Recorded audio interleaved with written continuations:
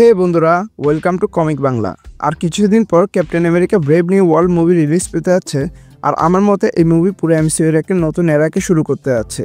Captain America মুভিসগুলো সচরাচর political ফিল্মই হয়ে থাকে, আর ব্রেভ নিউ ওয়ার্ল্ডে আমরা এই পলিটিক্যাল পার্টকে আরও ডিপলি দেখতে পাবো, যেখানে এবার আমরা রেড হাল্ক এবং লিডারের মতো ক্যারেক্টারগুলোকে দেখতে পাবো। তাই আমি ভাবলাম কিছুটা অ্যানালাইসিস করে আপনাদের সামনে তুলে ধরি এই মুভি কেমন হতে যাচ্ছে। ভিডিও অনেক বেশি ইন্টারেস্টিং হতে যাচ্ছে, সো কিছু মিস করতে না চাইলে ভিডিওকে একদম শেষ পর্যন্ত দেখবেন। আর চলুন শুরু করি আজকের ভিডিও।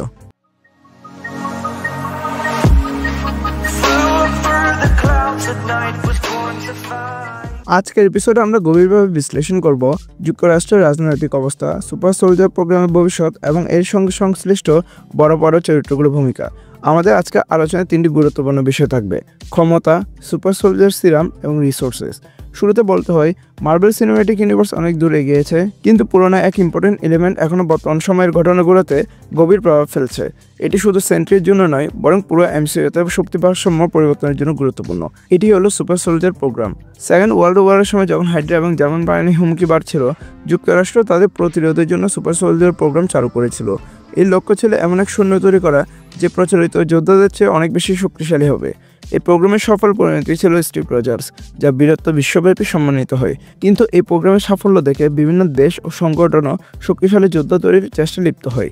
বছরের পর বছর ধরে বিভিন্ন গবেষণা চলতে থাকে এই সিনেমার পুনঃসৃষ্টি নিয়ে।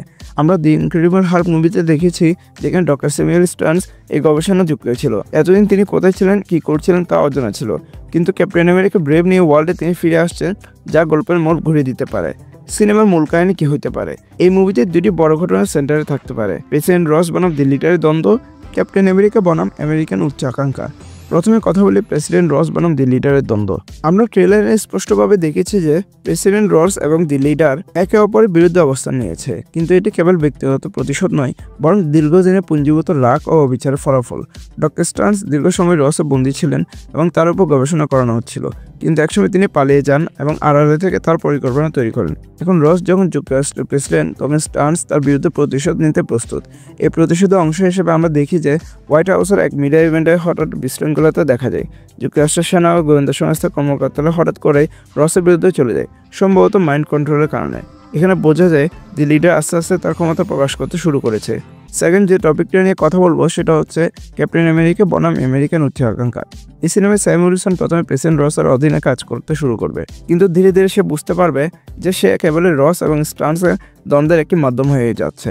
প্রথমে স্যাম বিশ্বাস করেছিলেন যে রাষ্ট্রের জন্য কাজ করে তার প্রধান দায়িত্ব, কিন্তু সে যখন জানতে পারে যে রসের আসল উদ্দেশ্য সুপার সোলজার সিরামকে ব্যবহার করে আরও শক্তিশালী সামরিক বাহিনী তৈরি করা, তখন তার মত পরিবর্তন হয়। এছাড়াও দিল্লিতে তাকে দেখাতে পারে যে সুপার সোলজার প্রোগ্রামের কারণে যুক্তরাষ্ট্র অন্য দেশগুলোর সঙ্গে যুদ্ধ বাঁধতে পারে।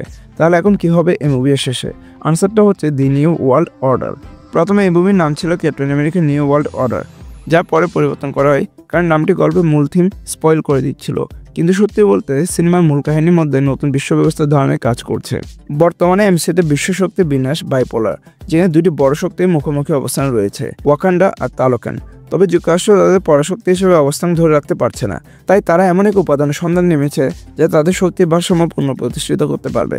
এই উপাদান হলো অ্যাডমেন্টিয়াম, যা তিয়ামতের দেহ থেকে পাওয়া যেতে পারে। এই সম্পদের জন্যই থান্ডারবোল্টস দলকে পাঠানো হবে তিয়ামত আইল্যান্ডে, যাতে যুক্তরাষ্ট্র সেখানে নিজেদের নিয়ন্ত্রণ প্রতিষ্ঠা করতে পারে। কিন্তু এই পরিকল্পনার মাধ্যমে এমসিইউতে আরেকটি বড় যুদ্ধের সূচনা হবে। এই পুরো ঘটনার প্রভাবে ক্যাপ্টেন আমেরিকা বুঝতে পারবে যে শক্তির জন্য লড়াই সর্বদা ধ্বংস ডেকে আনে। সে কি এই ধ্বংস ঠেকাতে পারবে? তালোকান এবং ওয়াকান্ডা কি একত্রিত হয়ে যুক্তরাষ্ট্রের বিরুদ্ধে দাঁড়াবে? আপনারা কি মনে করেন? এই থিওরি সম্পর্কে আপনাদের মতামত কি? কমেন্টে জানান। আর ভালো লাগলে লাইক অ্যান্ড শেয়ার করিয়েন। আর চ্যানেলে নতুন হয়ে থাকলে চ্যানেলকে অবশ্যই সাবস্ক্রাইব করিয়েন। আর এমন নতুন ভিডিওর জন্য আমাদের সঙ্গে থাকুন।